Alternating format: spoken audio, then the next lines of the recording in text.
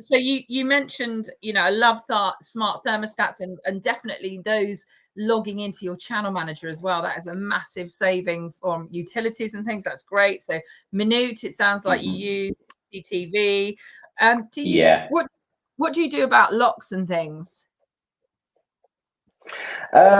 So in a couple of properties, I've got smart locks. So the channel manager sets the code for the smart lock remotely to a code that assigns for those particular guests. So it only becomes active, when they check in and when they check out, which are brilliant, absolutely brilliant. And you can give like the plumber, etc., their own code, which is valid for like 24 hours if they need to go in and do an emergency job. But most of the places I have two lock boxes. So there'll be a lock box for the guests, and they have the code to that, and then the lock box for trades people. I love technology, but sometimes you have to think of the lowest common denominator. So with some places where we have the smart lock, sometimes it's a bit too much for people in terms of working it and things like that. So I do stick to the lockbox theory, which is nice and easy. And so I had an example 2 weeks ago when someone had absolutely locked themselves out of the house without a key. So he was on the phone panicking because he locked his daughter inside. It was only 2. Oh, yeah. So panic stations. So I gave him the codes, the emergency lockbox or the tradesman's lockbox, and he let himself in within 30 seconds. So I mean, a smart lock would have done the same thing, but you just have to think about these kind of situations. Always expect the unexpected. Yeah, definitely. Yeah. Which smart lock do you use? The Yale. Oh, you use the Yale. Yale keyless. So they work smart with a code or a little fob inside those properties, so it's a bit quicker when they're coming in and out. But again, those fobs are very easily lost as well. So I mean that's the thing, isn't it? For me, it was always about lost keys, all of those. I do love a smart lock, but exactly there's no perfect solution. So as soon as we start getting some older guests in the hotel, it all gets a bit more challenging. In our particular smart locks that we've got at the moment, I've had a few. You have to press the lock before the number and then the lock at the end, and people just miss it. But I do love the fact that we can let them in remotely, so it's quite useful. We've done like the odd viewing for whatever reason, or letting in trades, as you say, and you can literally, they say, oh, I'm at the door, and you just open it for them. That's quite fun. Quite like doing that. I also quite like being a poltergeist because we can turn our lights on and off and things like that. I think that's quite funny. But yeah, no, so I do like the smart locks, but equally, like yourself, I've got a lockbox at one of my properties because it would be price inhibitive, the price of a couple of lockboxes compared to changing the doors and all of those kind of things. It just doesn't make it worthwhile. So yeah, I absolutely I'm in agreement with that. So yes, obviously we've talked about this kind of automation and things like that. So with regards, you've obviously scaled your business and you've done incredibly well. So you started off with 1, and now you've got 30, and you're still adding more as it comes. So was this did you always have a number? Did you always know that it was going to be some purchased, rent to rent, managing others? Can you sort of tell us that journey of how your sort of scaling happened? Yeah, so it's the traditional thought for me was to buy, but then you no matter how much money anyone's got, it runs out eventually, and because I also needed to scale very quickly, I went down the rent to rent route. So got a few of those. And then on my sort of journey, my property journey, networking events, I was bumping into other landlords who wanted to get involved with service accommodation, and then started to reach out to me, and sort of say, "Oh, could you give us a hand? Would you mind managing mine, etc." And that wasn't. I never set out to do that. I didn't see that coming. But I said yes to and I thought, I'll be a fool to say no to this, because it obviously builds the portfolio, creates cash flow, and the other benefit that I didn't really see is when I've got a number of properties in pockets of the UK, it really helps with the booking. So if I get a approach for a direct booking for 2-3 months, but I've got some scattered bookings in 2 properties, I can potentially move them around to then free up one of the calendars, so I can take that longer booking. So it had those benefits as well. So yeah, but I never had a number in mind. I've just been keep growing and strengthen the processes, every time. So I do a bit of growth, a bit of consolidation, make sure everything's still working, and then another bit of growth. So yeah, that's kind of been my plan, and to get it to a point where I could just work remotely, and be anywhere. And the original idea behind all of this was, my fiance took early retirement from a full-time job, and is a property investor as well. My daughter was about to go to uni, so she went last year. So I had these sort of things on the horizon, sort of outside influences, I suppose, that I thought, right, okay, if I can get this business to a certain size that A, replaces my income, but B, is set up so that I can be a digital nomad. Because once my daughter went off to uni, I had no, me and my fiance had no ties, really, no geographical ties. So we tried it in small doses. We bought a camper van. So we just take that on adventures and work from that. So this trip here is actually the biggest test. I've worked remotely before, but this with this number of properties now in the portfolio, being halfway around the world, plus the difference, it's and touch wood, it's been going great so far. So this was a real big test. It is a test. And so when you contacted me about doing an interview, I was like, oh, I'm in Australia, and I was like, well, no, actually, yes to the interview, because this is the whole point of why I'm doing what I'm doing, to prove that business doesn't stop. So yeah. Oh, absolutely love that. Love it. You've done so well, and yeah, and you were so right in your network. I just loved, so obviously I interviewed Sue Wesby the other day. She's you manage a property or 2 for her, and that's so lovely when you see, and we've also mentioned Eloise, and I know you all kind of utilize each other's services. And that's what's so lovely when you come into a kind of a network like that, and you've all kind of grown together, and it's really fantastic. Everyone sees that you've got, so clearly you've done really well in the service accommodation management side, and it's everyone doing that. So I love that. But what I really noticed about you, and I had a quick look through your properties, you've got quite a diverse kind of portfolio. So I know when I started off, I was just all about 2-bed flats. Like, I was a bit terrified to do anything else initially. And you've got a real diverse amount. Please, can you tell us like what the extreme diversity is and why you went down that route? Yes, not all of it's out of choice. But I'm not saying that, I've taken them all, and I'm not saying I've taken on everything. I have turned people away, and I have turned properties away.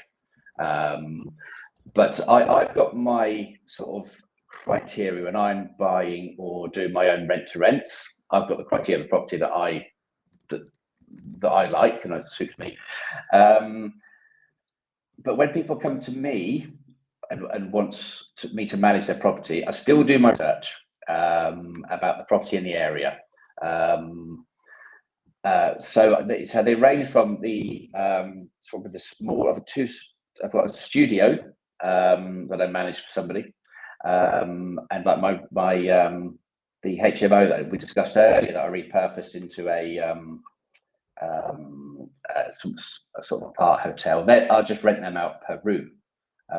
Just one room with an ensuite in them, and then it goes up to 2 bedrooms, 3 bedrooms, 4 bedrooms, and they're as far north as Doncaster, and then we come down through Nottingham, Derby, Windsor, Bath, Swindon.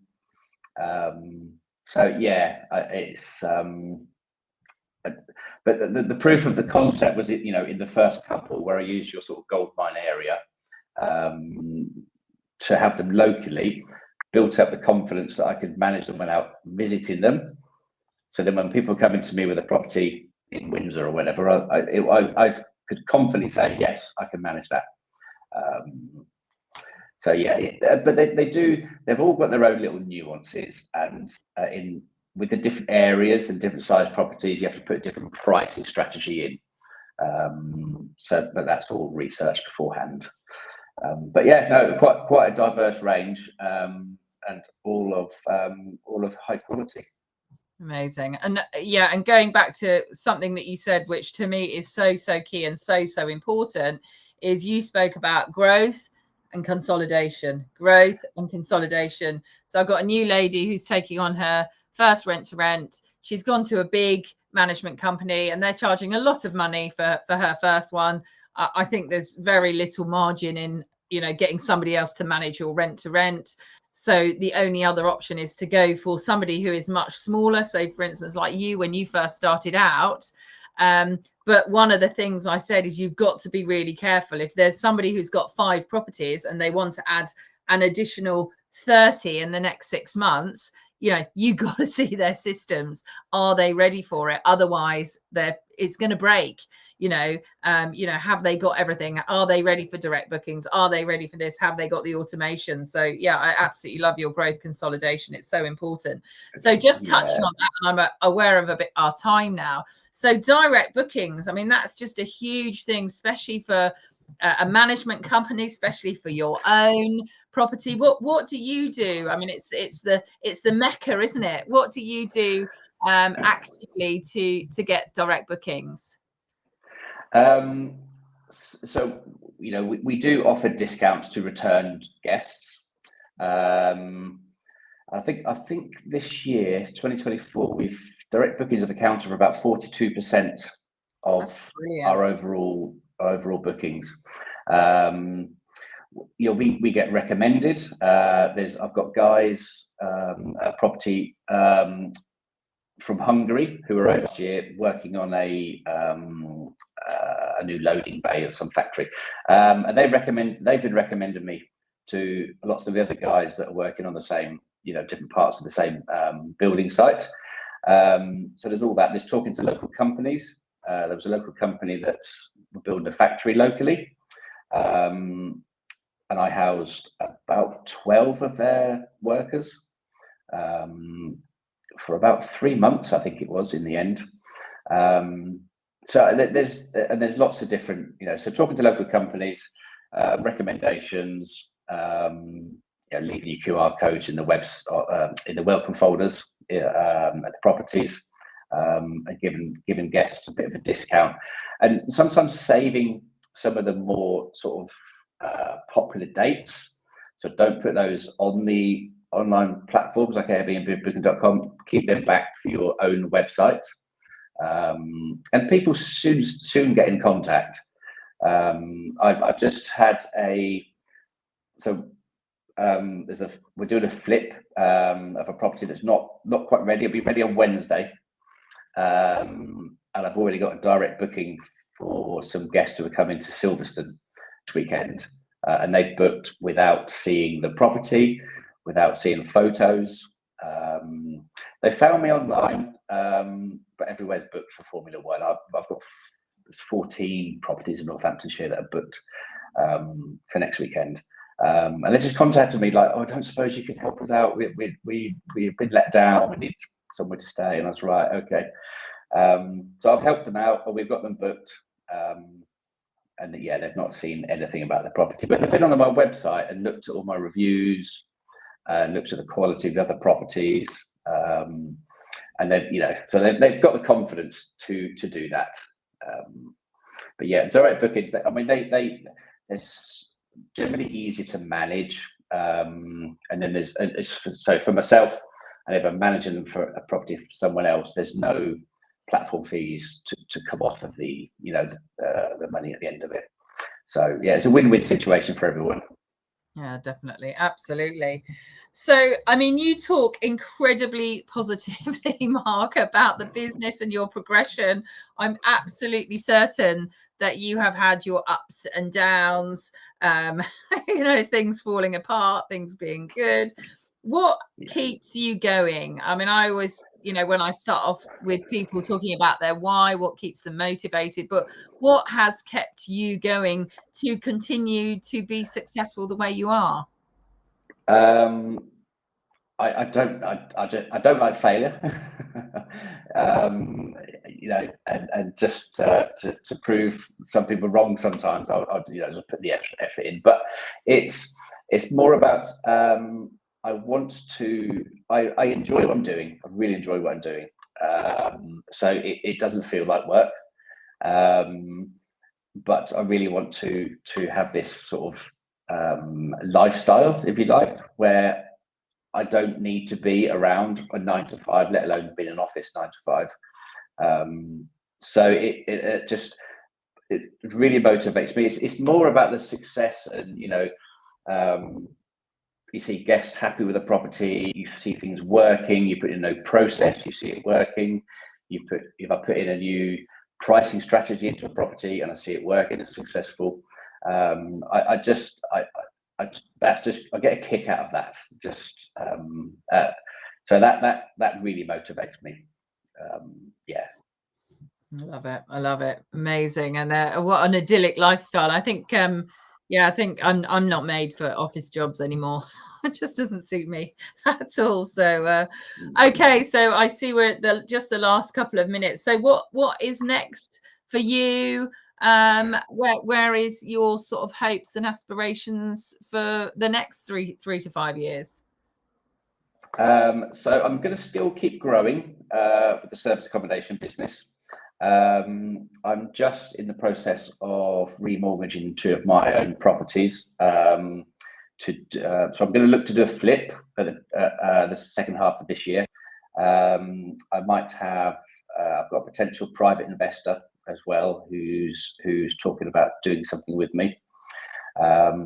So continue growing the company, continue acquiring assets, and I've just had my my SAS pension approved by HMRC. So I'm going to look to do buy some commercial property as well through that. I mean, the idea behind all of this is, the long-term aim is to use property for my retirement and leave a legacy for my daughter. And what she does with it after that is up to her. But I just want to give her the option and the choice to do that. So yeah, that's where I'm heading. So it sounds like you need to get her nicely educated. Is she kind of interested in property at the moment? Not at the moment, and that's fine. I'd rather not disturb her sort of degree at Bristol. So she, get that under her belt, and that's she can always fall back to that, or just continue with that. But if she ever wants to come into property, she knows where I am. But she's not much interest at the moment. But never say never. I love it. Yeah, I think once they start seeing, your freedom, the fact that she's sat in Australia at the moment, I think that kind of gets the interest. And once they start having to work for a living and realizing that it's not as exciting as it might look on the outset, things can start to play towards that, can't they? So amazing, your journey. I feel very privileged that I was there at the beginning and have seen you create an immense business. Is totally down to you, your hard work, your diligence in creating incredible structures within the business, working with people, knowing that other people can do some things better. And I think that is so key, and really having a sort of a vision, but likewise being open to opportunities as they come along as well. So how can people find you if they are looking, for instance, for a management company, or looking to chat to you or follow you? Where would you suggest that they find you? Probably easiest is the website, which hopefully people can see behind me somewhere. So it's www.6mj.com. From there, they'll be able to find me on my socials as well, or just drop me a WhatsApp. The number's up there: 07405 606060. I love it. I'm happy to chat to anyone, even if it's just a little bit of advice, or they've got a question, or they're looking to get started, or whatever it is. I'm very thankful to yourself, Emma, for all your advice and your motivation through our mentoring sessions. I found those invaluable, just to give me the confidence that it's doable, and I just need to go and put that into action. So yeah, thank you. Oh, I appreciate that. And yeah, no, that is great. Well, thank you so much, Mark. We've covered a lot in that. That's really, really brilliant. And I really appreciate your time. And I will now allow, it must be quite late with you. Is it kind of nearly 10 o'clock at night? 10 o'clock tonight, yeah. Well, there we go. Thank you so much for spending part of your evening with us in the beautiful Australia and showing us that it is possible to live a nomadic lifestyle, even with something like serviced accommodation that tends to be seen as requiring you to be there all the time. So amazing. Thank you for inspiring us to see that. Take care, guys. Thank you so much. Thank you very much. Thanks, Emma. Cheers.